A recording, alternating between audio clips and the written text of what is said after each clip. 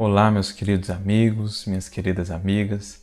Estamos de volta para a continuidade dos nossos estudos sobre a obra Depois da Morte de Leon Denis. Agradecendo mais uma vez pela colaboração de vocês, pela participação. Estamos mesmo muito felizes em ver tantos corações se unindo em torno do estudo dessa obra.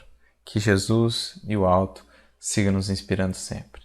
E no último estudo, nós adentramos aí a análise que Leon Denis irá fazer nessa primeira parte do livro sobre as antigas tradições espirituais, sobre as grandes tradições espirituais do passado. E ele começa pela primeira delas, aquela que podemos considerar como a mãe das grandes tradições espirituais e mesmo da civilização, a Índia.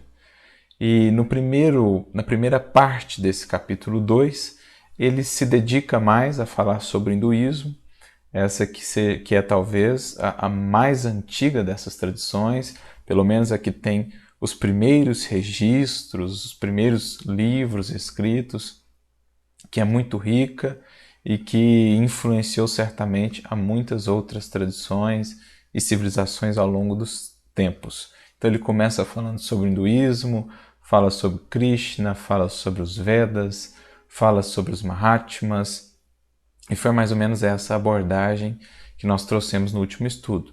Mas como falamos, ele dedica a outra metade desse capítulo 2, que fala sobre a Índia, para falar um pouco mais sobre o budismo, que é também uma tradição espiritual que nasceu naquele seio, que nasceu naquele contexto.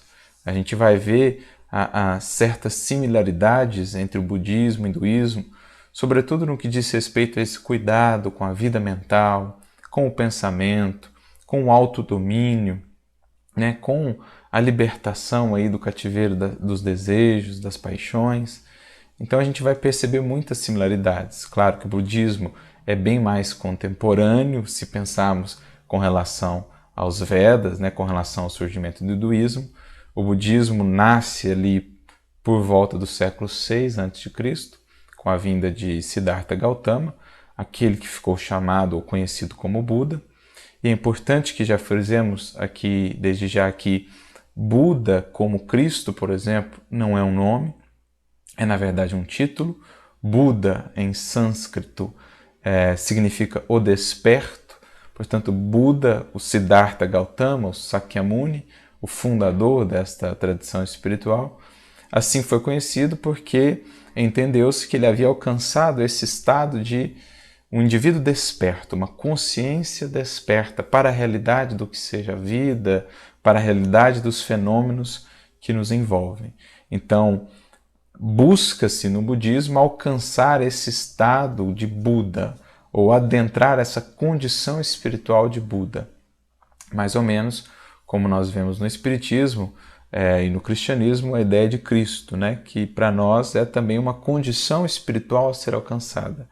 Um espírito que já avançou muito na senda do progresso e que, portanto, espírito puro que já é, se converteu a partir daí num Cristo e que tem outras atribuições, né? Atribuições que recebe do próprio Pai, incumbências por zelar pela criação, por co-criar em plano maior, por instruir e orientar os seus irmãos mais novos. Né? Cristo, que significa o ungido. Então poderíamos pensar aquele que recebeu essas incumbências do Pai, aquele que já entrou num processo tal de interação com o Pai, que recebeu essas incumbências e já demonstra essas potencialidades. Então Buda é também um título. Então ela é bem mais recente, a tradição espiritual budista, do que o hinduísmo, mas ela nasce naquele mesmo bojo, naquele mesmo contexto. Né? Buda nasceu no sul do Nepal, mas praticamente tudo estava meio que ligado ali naquela região, naquela época. Não se existia a divisão que se tem hoje. Então, por isso que Leon Denis insere o budismo aqui também nesse capítulo 2 que diz respeito à Índia. Buda vai beber daquela mesma fonte e vai trazer, vamos dizer assim, uma certa releitura daquela tradição espiritual, que já vinha passando por problemas, como Leon Denis trouxe, né, os Vedas, toda aquela tradição dos Mahatmas não foi muito bem compreendida, a questão das castas e tudo mais. Então houve ali alguns desvios e Buda como que vai fazer uma releitura de todo aquele arcabouço e trazer então a ideia do budismo, que nasce naquele contexto. Então só para a gente entender essa relação entre hinduísmo e budismo que a gente vai ver muitas proximidades, até alguns textos considerados importantes para um e para outro, né? Para uma tradição e para outra tradição. Então está tudo muito conectado ali. Mas para a gente entender melhor, acho que seria interessante fazermos aqui uma breve abordagem sobre a história, né, do seu fundador. Nós sabemos que Buda, para nós espíritas, é um desses grandes espíritos auxiliares do Cristo na condução do sistema planetário, do nosso planeta. Seria aí um dos ministros do Cristo, que, interessante pensarmos, coincidentemente vem ao mundo, vem à Terra, mais ou menos na mesma época em que Sócrates na Grécia e Confúcio na China. Então você tem aí 3 grandes missionários reencarnando mais ou menos 5, 6 séculos antes do Cristo, que já nos dá aí uma ideia de uma certa preparação, né, de uma certa orientação. Esses 3 missionários como que abrindo aí certo terreno para depois o advento do Cristo, o governador planetário. Mas é um grande espírito, ministro do Cristo, colaborador direto de Jesus, que nasce ali, portanto, no sul do Nepal, de uma família nobre, filho de um rei, né, de uma família muito importante da região, e ele tem uma história de vida interessante, porque crescendo nesse contexto, por muitos anos, até a sua juventude, ele praticamente viveu insulado do mundo, da realidade do mundo. Isso vai ser muito importante para entendermos depois a própria doutrina que ele vai trazer. Né? Existia um esforço do seu pai, contam os biógrafos, por isolá-lo da dor, da realidade do sofrimento no mundo. E ele foi crescendo então como que num biombo, né? Ele foi crescendo como que isolado da realidade do mundo. Para ele a vida era tudo aquilo, abundância, riqueza. Ele não conhecia a realidade, vamos dizer assim, da dor, graças a esse esforço do seu pai. Mas aquilo, com o tempo, foi gerando uma profunda inquietação no seu espírito, que não encontrava algo que ele ansiava, paz, equilíbrio, enfim. E então ele começa a fazer algumas excursões para fora do palácio, para fora daquela realidade, e ele então tem os primeiros contatos com o sofrimento, com a realidade do mundo, né? E aquilo choca e o marca profundamente. Por exemplo, ele vê um indivíduo envelhecendo. Contam os seus biógrafos, né? Contam as tradições, que ele vê um indivíduo envelhecido e ele não conhecia aquilo. Ele pergunta, mas o que é isso? E então o seu auxiliar ali, que estava com ele, diz, as pessoas envelhecem. O corpo das pessoas vai envelhecendo. Depois ele tem um contato com um enfermo. Até então ele não conhecia a enfermidade. Ele não sabia que as pessoas ficavam enfermas. Ele estava distante dessa realidade até então. E isso também o choca. Depois ele vê um morto, um corpo em decomposição. E tudo isso, então, começa a tirá-lo daquela ilusão que ele vivia até então e trazê-lo à realidade da vida. Então aquela inquietude que ele sentia aumenta ainda mais e ele resolve então abandonar aquela vida de nobre, né, aquela vida de abundância, de abastança, e vai então pelo mundo, ali pela região, buscando encontrar a serenidade, o equilíbrio, as respostas que ele tanto buscava. Vai atrás dos mestres, então, vai procurar os yogis, vai procurar os mahatmas, os rishis. Queria ele entender como poderia encontrar, então, aquilo que lhe faltava, aquela serenidade, aquela paz. Então ele entra numa longa jornada espiritual por se encontrar e encontrar essa paz. E ele vai tomando muitos caminhos, mas aqueles caminhos não vão lhe trazendo as respostas. Ele passa mestre após mestre e não vai encontrando o que esperava.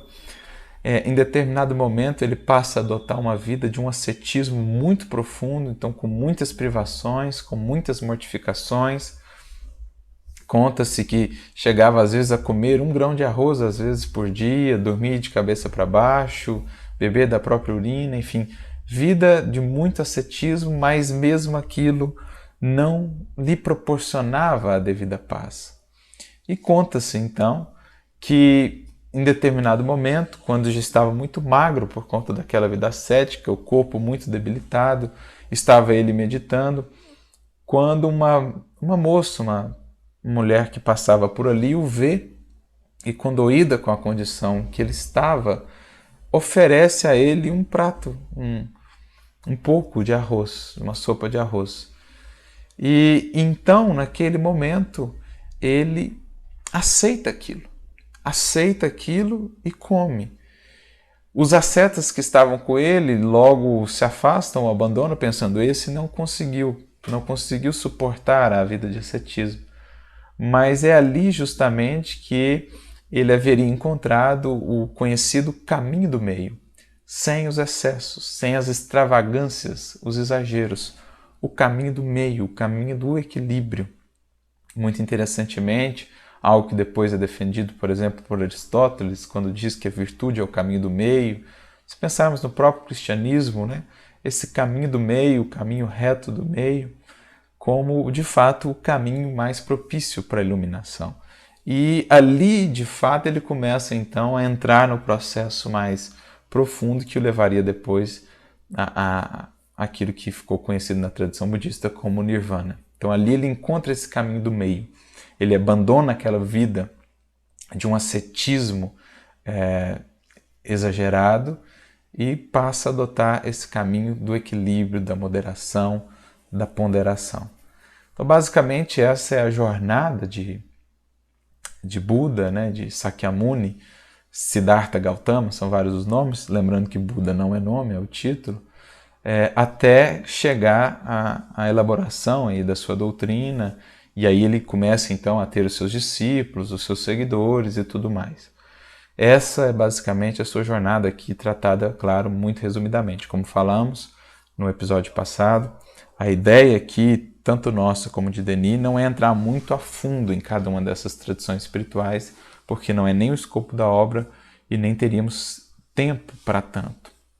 A ideia aqui é trazer alguns conceitos centrais, alguns conceitos fundamentais, para a gente fazer essa ponte com o Espiritismo, ver as conexões que existem e como que muitos aspectos hoje trazidos a nós pelo Espiritismo já estavam inseridos nessas doutrinas, sobretudo quando nós vamos a fundo, né? Nós saímos da superficialidade, dos aspectos mais formais, mais rituais, etc., e vamos ao cerne espiritual de cada uma dessas mensagens. Então, é basicamente isso que Leon Denis vai fazer aqui. E então, nessa segunda parte do capítulo 2, no segundo parágrafo dessa segunda parte, Denis começa dizendo assim: segundo o budismo, está no desejo a causa do mal, da dor, da morte e do renascimento. É o desejo, é a paixão que nos prende às formas materiais e que desperta em nós 1000 necessidades sem cessar, reverdecentes e nunca saciadas, tornando-se assim outros tantos tiranos. O fim elevado da vida é arrancar a alma aos turbilhões do desejo. Consegue-se isso pela reflexão, austeridade, pelo desprendimento de todas as coisas terrenas, pelo sacrifício do eu, pela isenção do cativeiro egoísta da personalidade. Então, olha que resumo interessante que Denis vai fazer aqui do budismo, porque ele vai direto ao coração, né, da mensagem budista, aos pontos centrais, aquilo que no budismo é conhecido como as 4 nobres verdades. Poderíamos dizer que esses são pilares fundamentais da doutrina de Buda. E está esses 4 pilares, ou essas 4 grandes verdades, está justamente relacionada com esse entendimento do sofrimento, da dor e de como superá-lo, de como vencer isso, de como sair desse ciclo que nos escraviza aos sofrimentos, às paixões, ao desejo, em busca daquele estado que no budismo é conhecido de nirvana, né? Um estado de equilíbrio, de iluminação, de pacificação interior. Então, muito interessante isso que ele trouxe aqui, que é justamente esse resgate desses 4 pilares.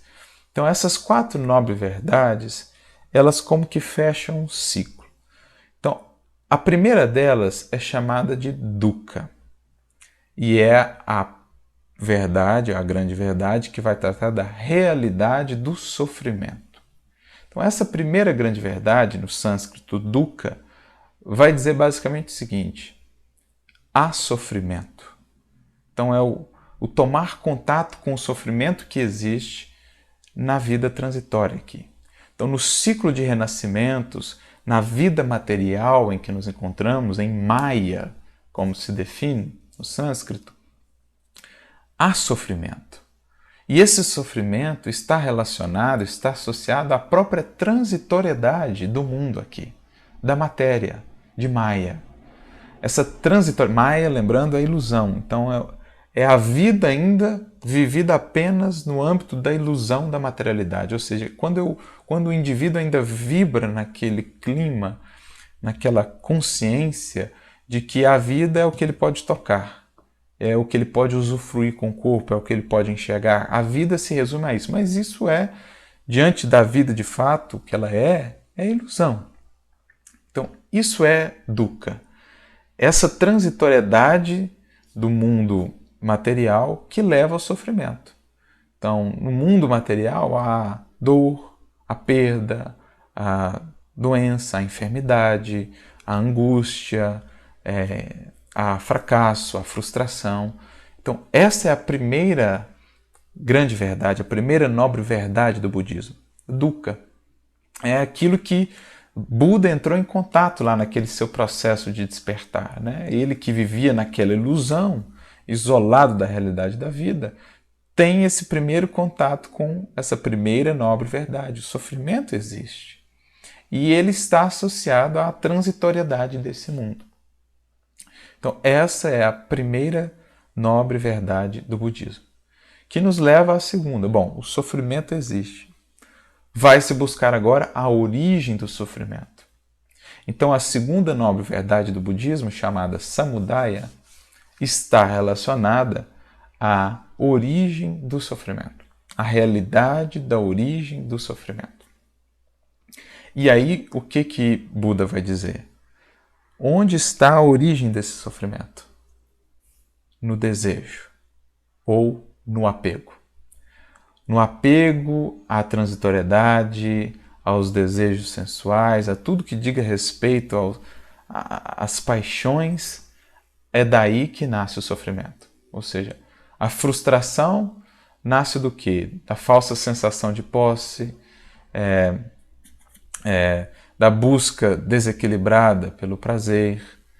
Então, o desejo, como disse aqui Denis e como diz essa segunda nobre verdade, os apetites do ego, as paixões descontroladas são a causa ou a origem do sofrimento. O indivíduo que vive na transitoriedade apegado ao que é transitório. Então, ele nunca consegue de fato se saciar. É insaciável. Os apetites são insaciáveis. Quanto mais eu tento saciar, mais sede eu tenho. Quanto mais eu reduzo a minha vida à satisfação desses desejos e caprichos vinculados à transitoriedade e à materialidade, mais eu me prendo a isso e mais eu sofro por conta disso. É mais ou menos a mesma coisa que Jesus diz à mulher samaritana. Quem bebe dessa água terá sede novamente.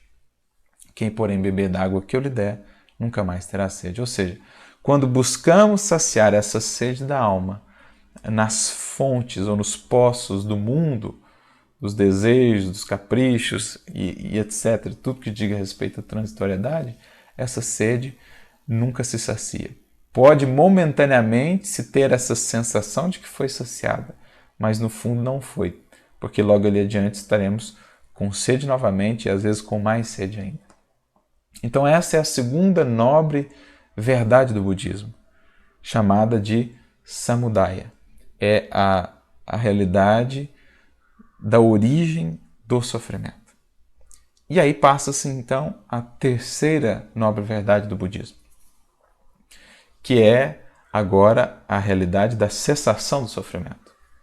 Então, reconhecido que há o sofrimento, reconhecida a origem do sofrimento, é preciso pensar-se agora em como cessar o sofrimento.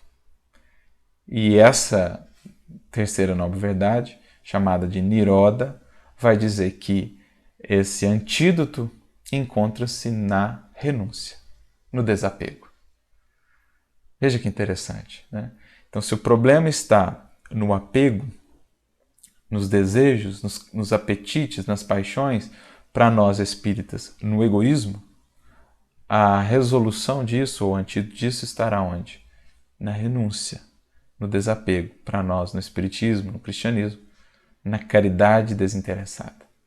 Então veja como que aqui se dialoga muito com o Evangelho e com o que a doutrina espírita vai nos trazer. Porque no Espiritismo você tem lá, questão 895 de Livro dos Espíritos. Qual o sinal mais característico de imperfeição? E sabemos que o sofrimento está associado à imperfeição. Quanto mais imperfeito é o espírito, mais sofrimento. Quanto mais perfeito o espírito, mais felicidade. Portanto, qual a característica mais patente de imperfeição? Questão 895. Os espíritos vão dizer o interesse pessoal. Interesse pessoal. Ora, não é a mesma coisa que diz a segunda nova verdade do budismo? Qual a origem do sofrimento? Desejo. Por desejo aqui, entenda-se esse interesse, esses caprichos do ego, né? Esse apego do ego à satisfação dos seus interesses. Esse é o problema. E aí, questão 893, quando fala-se da virtude, qual a mais meritória de todas as virtudes? Os espíritos vão dizer, aquela que se assenta no sacrifício do interesse pessoal, a mais desinteressada caridade. É a terceira nobre verdade do budismo. Se o problema do sofrimento está relacionado ao ego, aos desejos do ego, qual será o antídoto disso? A renúncia, ao desinteresse, no sentido de despojamento, de desprendimento. Caridade.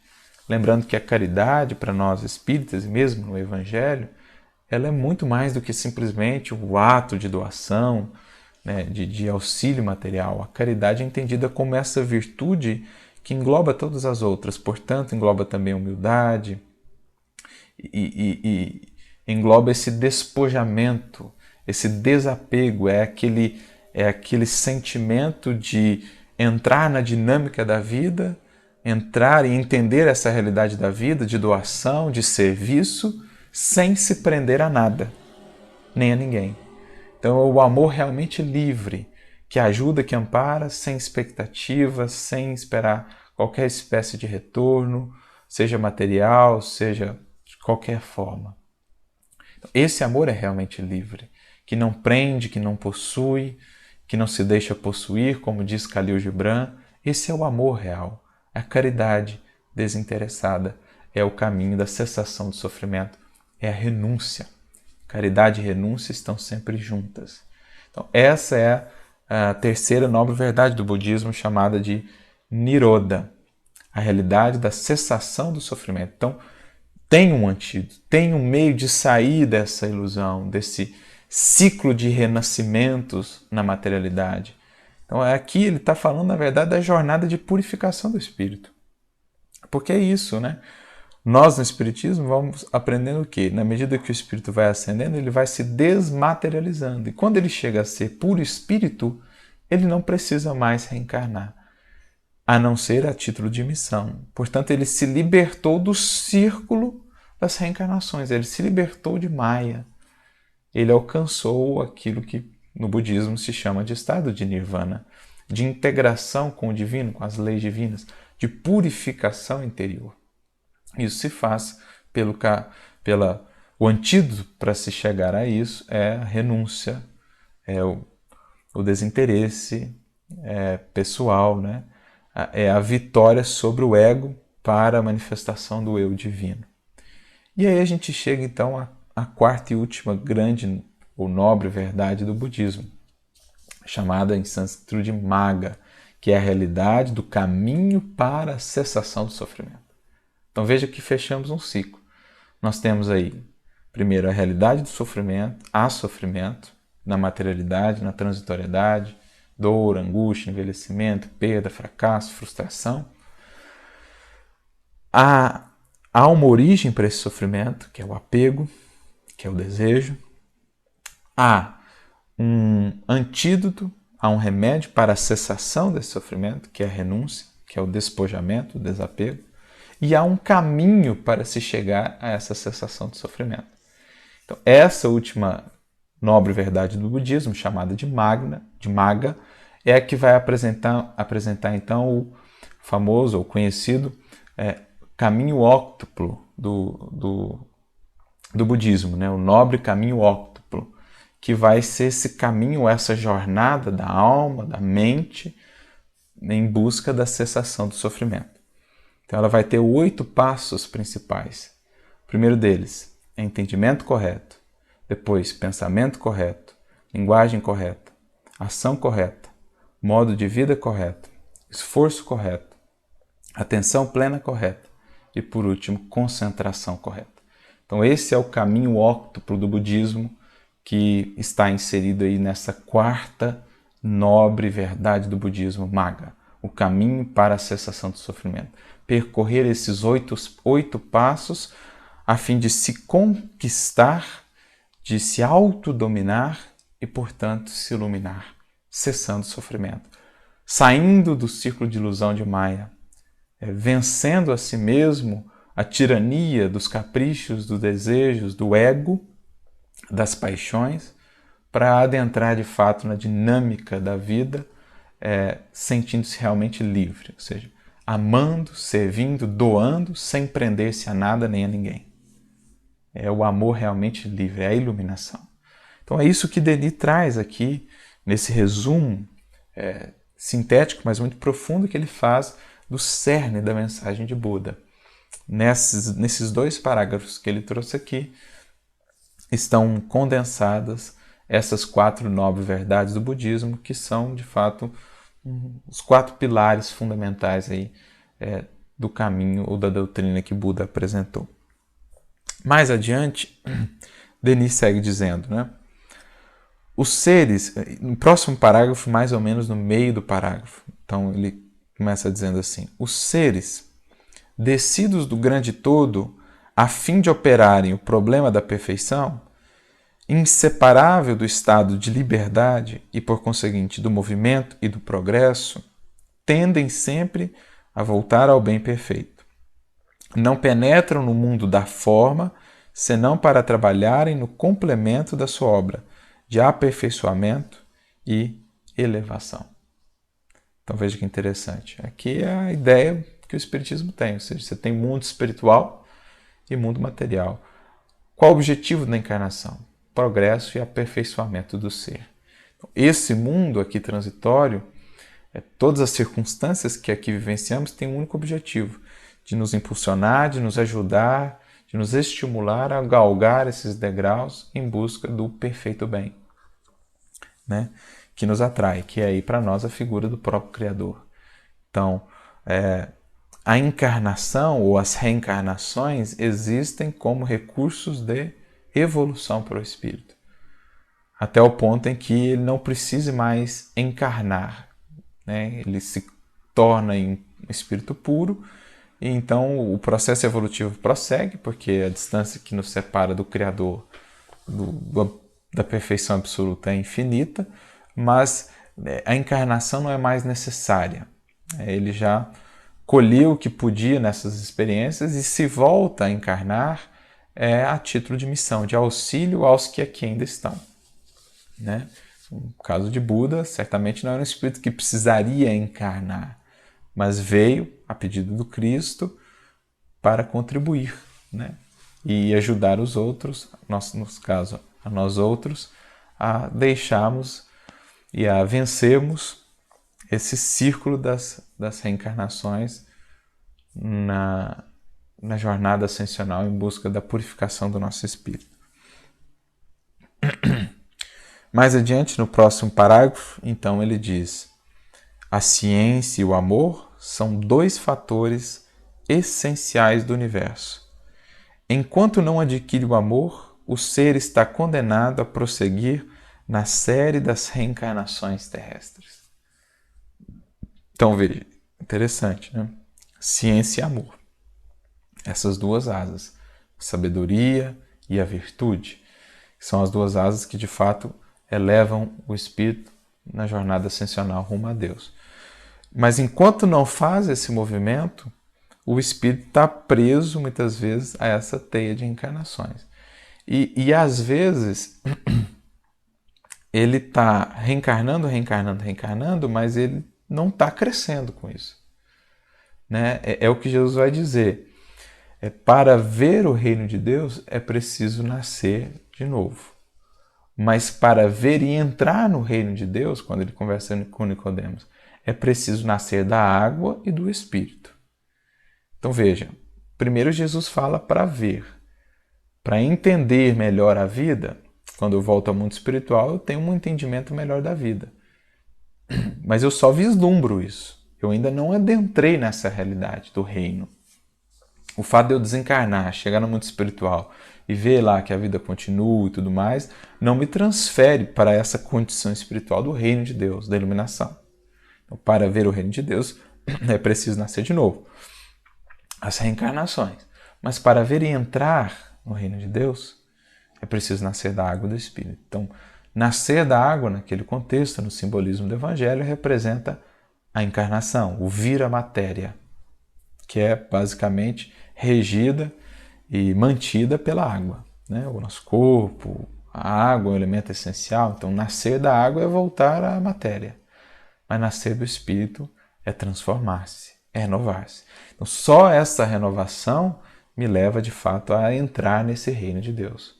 Então não adianta simplesmente reencarnar. Às vezes o Espírito fica naquilo que Emmanuel chama de ciclo vicioso de reencarnações de baixo teor espiritual. Então eu estou preso naquelas reencarnações que não há crescimento praticamente, porque eu repito os mesmos erros. Então eu preciso aproveitar a oportunidade aqui da transitoriedade para construir na eternidade, para construir algo duradouro em mim. Sabedoria e amor. Só assim eu vou aos poucos avançando, crescendo, a necessidade da encarnação vai diminuindo, vai ficando mais espaçada, né? Uma encarnação e outra vai ficando mais espaçado, até o ponto que eu não mais preciso encarnar. Encarno, muitas vezes, para ajudar, a título de missão. Se a gente lembrar o caso, por exemplo, de Asclépios, que André Luiz narra no livro Obreiros da Vida Eterna, fala lá o benfeitor que Asclépios encarnava ou reencarnava na Terra em períodos de mais ou menos 800 anos. Então veja como essa necessidade diminuiu. Por quê? Quando encarna também um espírito dessa condição, ele aproveita muito mais. Como ele já está muito mais consciente, ele sabe aproveitar muito mais o tempo. Então ele faz muito em pouco. Né? Então é isso que está sendo dito aqui, né? Que de certo modo o budismo vai trazer também. Né?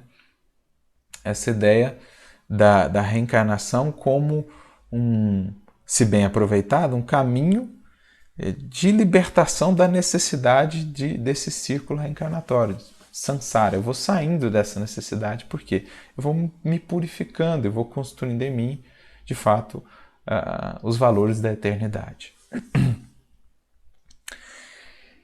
E aí, no parágrafo seguinte, que começa sob a influência de tal doutrina, o instinto egoísta vê estreitar-se pouco a pouco o seu círculo de ação.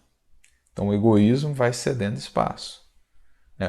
Para nós, espíritas, cristãos, o egoísmo sendo esse grande mal, no budismo aqui representado pelo desejo, né? Ele vai perdendo espaço e o ser vai despertando mais para esse despojamento, para esse desinteresse e, portanto, para esse amor universal. Eu vou tirando em mim, vou eliminando em mim as barreiras ao amor. Eu não amo isso porque choca-se com alguns conflitos meus, com alguns interesses meus. Eu não amo aquele porque temos alguns pontos de vista diferentes. Enfim, quando o egoísmo vai cedendo, o amor ele vai se ampliando, porque ele deixa de ter tantas barreiras, ele deixa de ter tantas exigências.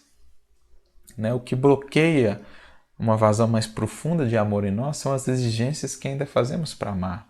E essas exigências nascem do egoísmo, do ego. Quanto mais eu me liberto disso, mais esse amor se expande. É o que ele segue dizendo aqui. O ser, nesse parágrafo ainda, o ser aprende a abraçar no mesmo amor tudo o que vive e respira. Então esse é um ponto importante do budismo. Esse amor como que universal. Esse amor a outros seres, não só aos seres humanos, esse amor à natureza, esse amor a todos os reinos. Esse é um traço marcante do budismo, que a gente vai falar um pouco mais adiante, e que nasce dessa vitória, dessa superação dos caprichos do ego, dos desejos, que vão universalizando o amor, vão destruindo as barreiras para a manifestação desse amor. Então esse amor vai realmente abrangendo a tudo e a todos que o cercam.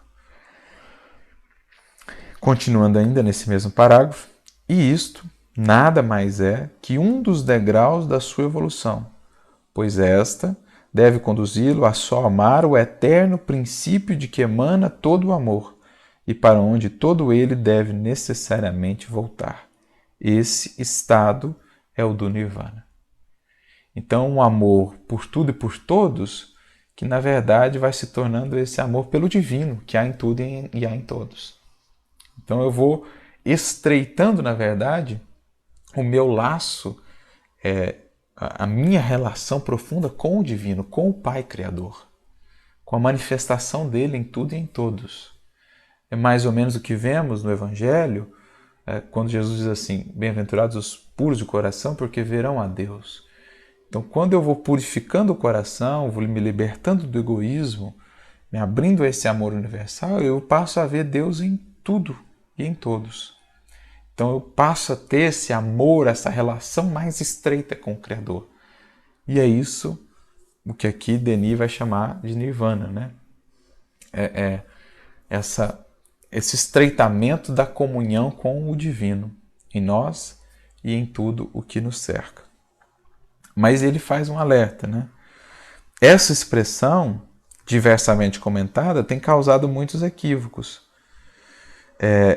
Em conformidade com a doutrina secreta do budismo, o Nirvana não é a perda da individualidade, o esvaecimento do ser no nada, mas sim a conquista pela alma da perfeição e a libertação definitiva das transmigrações e dos renascimentos no seio das humanidades.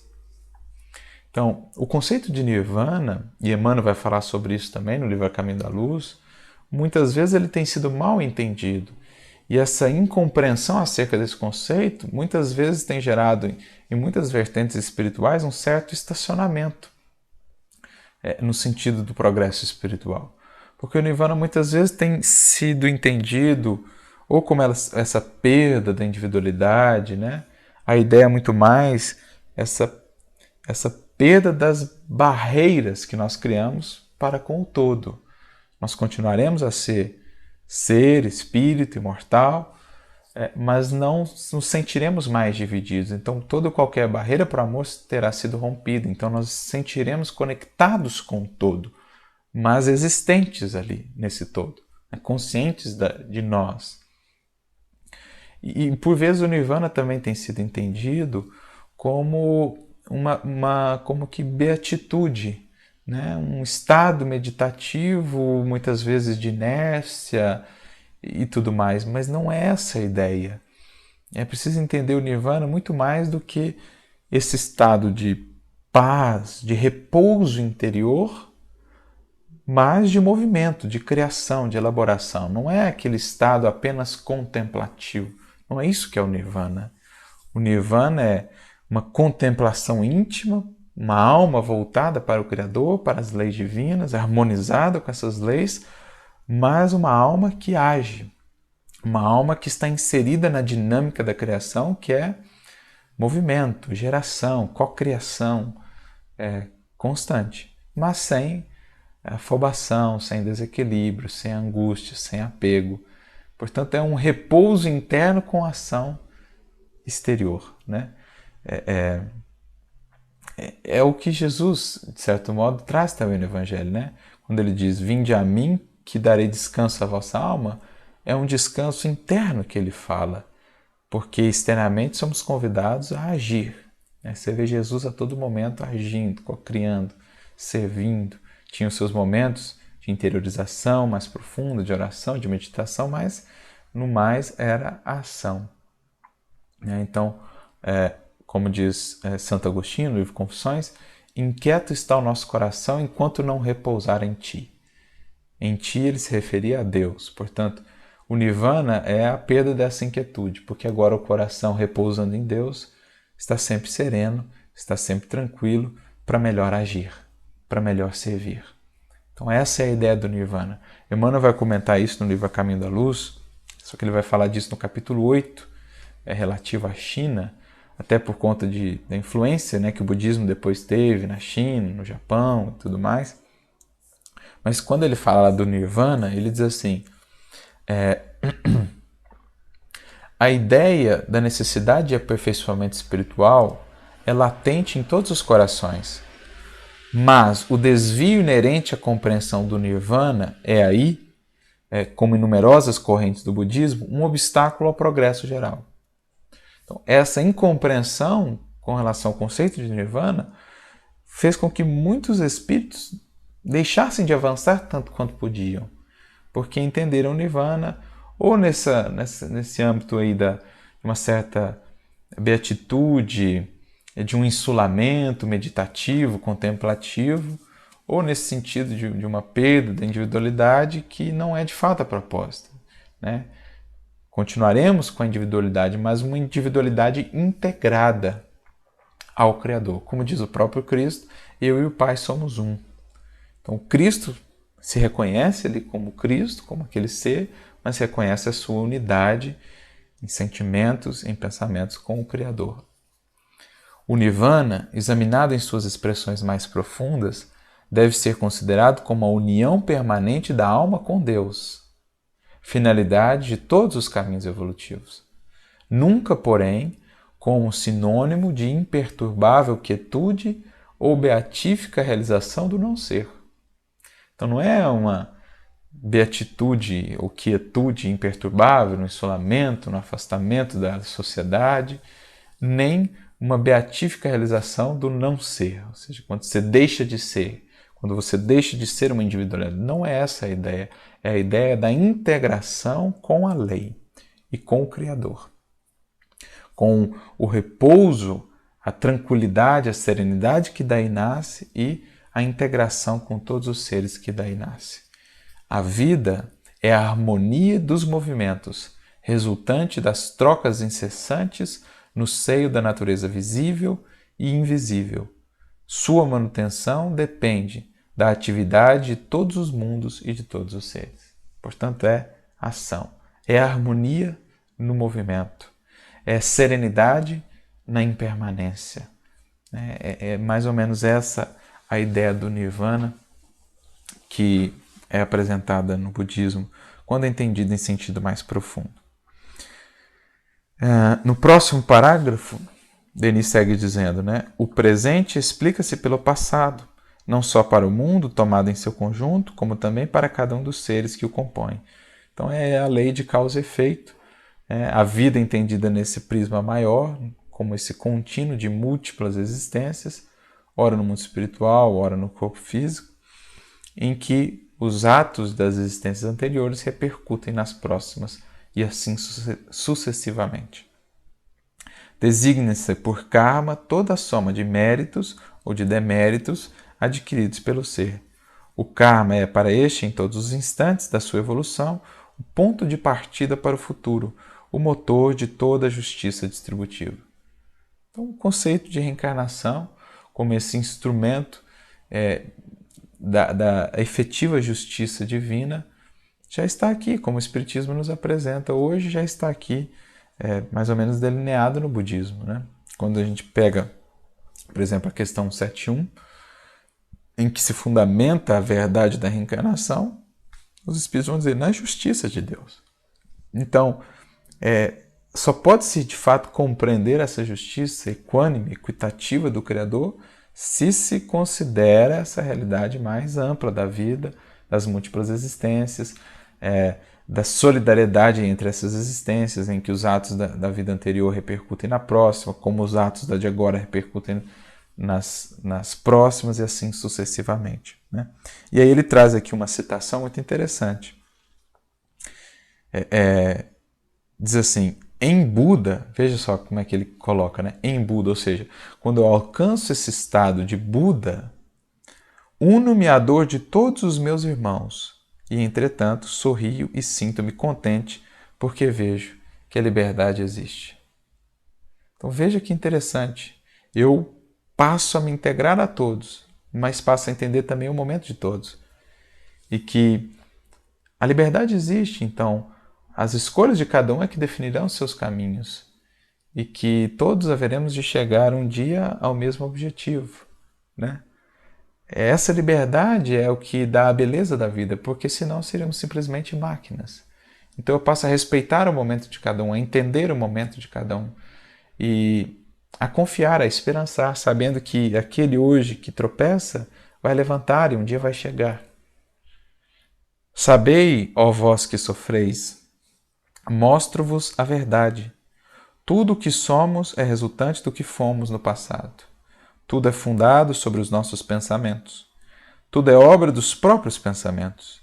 Se as palavras e ações de um homem obedecem a um pensamento puro, a liberdade segue-o como uma sombra. O ódio jamais foi apaziguado pelo ódio, pois não é vencido senão pelo amor. Assim como a chuva passa através de uma casa mal coberta, assim a paixão atravessa um espírito pouco refletido. Olha que interessante isso. Pela reflexão, moderação e domínio de si próprio, olha aqui a terceira nova verdade da renúncia, né? A vitória sobre o desejo, sobre o ego. Então, pela reflexão, moderação e domínio de si próprio, que é também o caminho óctuplo, né? O homem transforma-se numa rocha que nenhuma tempestade pode abalar. É a realidade da cessação do sofrimento e o caminho para a cessação do sofrimento.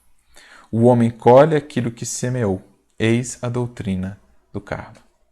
Então, veja que definição bonita, belíssima, do processo evolutivo em si, né, da justiça da reencarnação, da causa ali do sofrimento no ego, no egoísmo, da vitória sobre si mesmo, sobre o interesse pessoal, como a solução, tudo aqui resumido e condensado de maneira muito bonita. Mais adiante, no próximo parágrafo, mais na metade dele, Leon Denis diz assim: é conformando-se às exigências dessa lei que se adquire a única satisfação verdadeira, a mais bela que pode apreciar o ser desprendido dos entraves da forma e das atrações do desejo, causas contínuas de decepção e de sofrimento.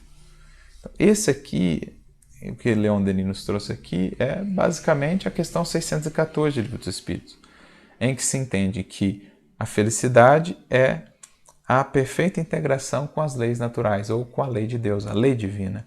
E seremos infelizes, tão mais infelizes quanto mais estivermos afastados dessas leis.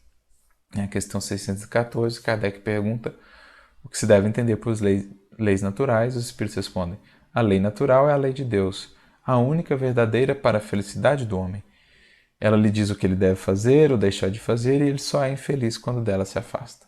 Então, o que Denis acabou de dizer: conformando-me à lei, entendendo essa lei divina, a justiça da lei divina, a misericórdia da lei divina, a a sabedoria da lei divina, eu me adequo a ela e, portanto, encontro a verdadeira fonte de felicidade e resolvo definitivamente a questão do sofrimento, das decepções, das frustrações que nascem do afastamento e da rebeldia perante essa lei natural.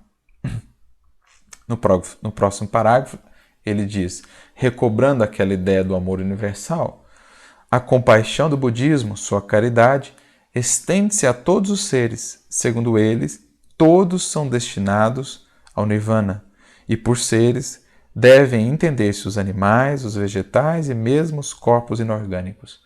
Todas as formas da vida se encadeiam de acordo com a lei grandiosa da evolução e do transformismo.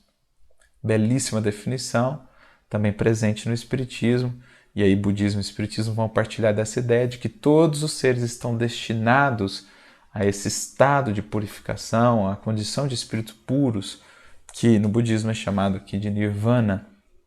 Ou seja, quando eu passo a entender melhor essa dinâmica da lei divina, essa justiça, o processo reencarnatório, né, o processo ascensional de todos os seres, passo a ver o Criador, a manifestação do divino em todos eles, eu passo a amá-los todos, passo a respeitá-los todos, passo a cuidar de todos esses seres.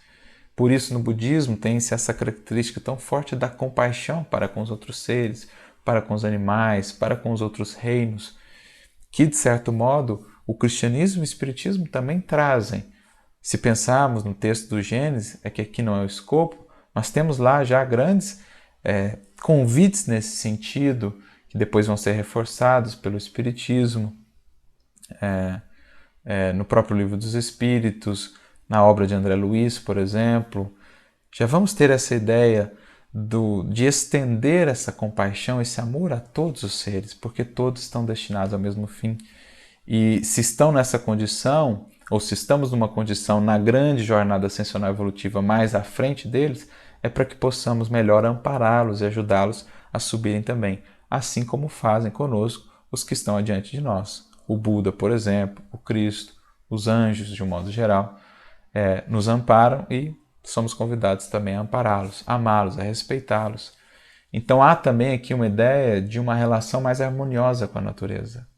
É algo que será muito importante para o futuro da humanidade e para a regeneração, uma vivência mais integrada com a natureza, com os outros seres, de mais respeito, de mais compaixão, né? O que está representado aí nas manifestações crescentes no nosso mundo contemporâneo, dessa busca por novas alimentações, por novas formas de produção, como a permacultura, novas formas de alimentação, como o vegetarianismo, o veganismo.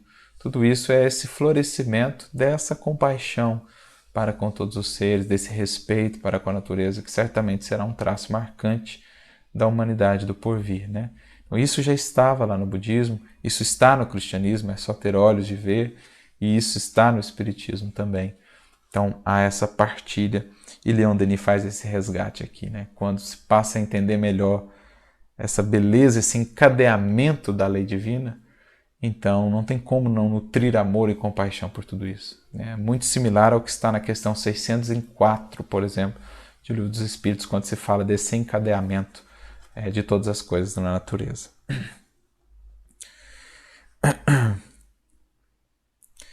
E basicamente, já encaminhando-nos aqui para o encerramento do nosso estudo hoje, mais ao final, já lá no finalzinho, o Leon Denis, no penúltimo parágrafo, o Leon Denis vai trazer assim: uma coisa domina este ensino, é a lei de caridade proclamada pelo Buda, um dos mais poderosos apelos ao bem que tem ecoado neste mundo. Então, essa caridade, ali chamada muitas vezes de compaixão no budismo, etc., mas que é mais ou menos a mesma ideia, o mesmo cerne da mensagem do Cristo, do Evangelho, que o Espiritismo incorpora também, já estava lá, né? Essa mensagem da caridade desinteressada, do amor que renuncia, do amor desapegado, do amor que é realmente livre, foi um dos maiores chamamentos à humanidade realmente para a sua espiritualização. E aí a gente percebe também esse cuidado do budismo, como falávamos, muito similar ao do hinduísmo, com a vida mental, com o pensamento, com a vida interior, com o autodomínio, com o autoconhecimento, com a serenidade, características muito presentes nessas doutrinas orientais e que no Ocidente há-se uma certa dificuldade por conta de um modo de vida mais agitado, mais materializado muitas vezes, né? Então, o budismo partilha dessa realidade com o hinduísmo, e é interessante que Denis traz aqui o relato de um outro escritor, Leon de Rosny, nesse mesmo parágrafo, que diz assim: essa lei calma e pura, porque nada traz em seu apoio, ficou ininteligível para a maioria dos homens, visto lhes revoltar os apetites e não prometer a espécie de salário que querem ganhar. Então, essa lei de desapego, de despojamento, essa doutrina, né, de despojamento, de desapego, não, hoje tem encontrado mais espaço, mas de modo geral no Ocidente não encontrava tanto espaço, porque a nossa vida no Ocidente é muitas vezes muito voltada para a materialidade, para as paixões, né, e tudo mais, e isso não era muito interessante. Mais adiante, voltando um pouquinho, no parágrafo que começa assim: há 20 anos que grandes esforços, etc, etc. Leon Denis vai dizer assim, nesse parágrafo mesmo, né? Há 20 anos que grandes esforços foram empregados para espalhar a doutrina búdica no Ocidente. A raça latina, porém, então, né, a raça ocidental de um modo geral, os povos ocidentais de um modo geral, melhor dizendo, a raça latina, porém ávida de movimento, de luz e liberdade, parece pouco disposta a assimilar-se a essa religião de renunciamento, de que os povos orientais fizeram uma doutrina de aniquilamento voluntário e de prostração intelectual. Ou seja, ele está falando assim, né? Temos dois problemas. O mundo ocidental teve resistência em receber um pouco dessa mensagem, dessa doutrina, porque somos mais agitados, então temos dificuldade em autodominarmos, em pararmos, pensarmos, meditarmos. Agora é que realmente isso tem tido maior espaço aqui, né, no nosso mundo ocidental. Mas, por outro lado, também existia um outro excesso do lado de lá nessas doutrinas orientais, que o Ocidente também tem a contribuir com eles, né?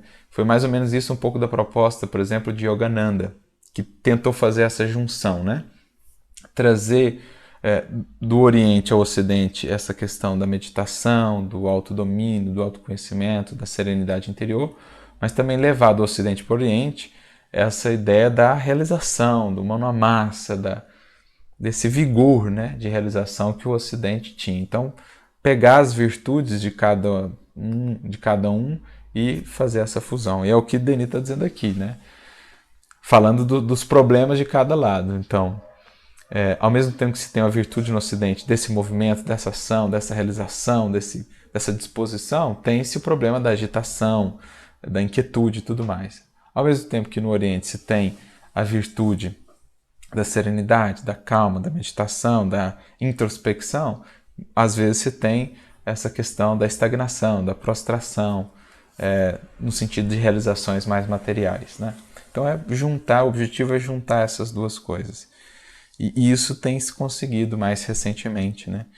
Tem se percebido pela própria conectividade do mundo de hoje, essa troca, né? Essa transmutação, esse intercâmbio tem sido mais possível e tem enriquecido essas duas vertentes, assim, né? Das doutrinas mais orientais como do mundo mais ocidental.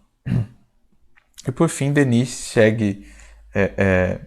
conclui, né? Só a última frase, falando que essa doutrina, em certos pontos, oferece analogias importantes com o Evangelho de Jesus de Nazaré.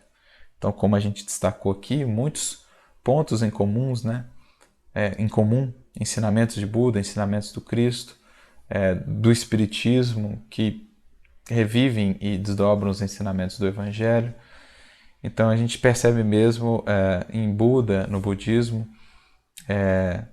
essa preparação de terreno também para o próprio advento do Cristo, né? Ele, como Sócrates, como Confúcio, vindo mais ou menos naquela mesma época, mais ou menos 500 anos, 600 anos antes de Jesus, realmente com uma função de preparar terrenos, no caso de Buda também, de renovar um pouco o contexto ali da Índia, né, da tradição espiritual da Índia, daquela região, que havia se desviado em alguns aspectos, de trazer um novo sopro, uma nova vida, uma releitura, e deixar essa mensagem tão bonita, tão interessante, de vitória sobre si mesmo, de autoconhecimento, de introspecção e de busca aí pelo nirvana, pela iluminação real, com esses 4 pilares centrais: a identificação do sofrimento, a busca da causa do sofrimento, né?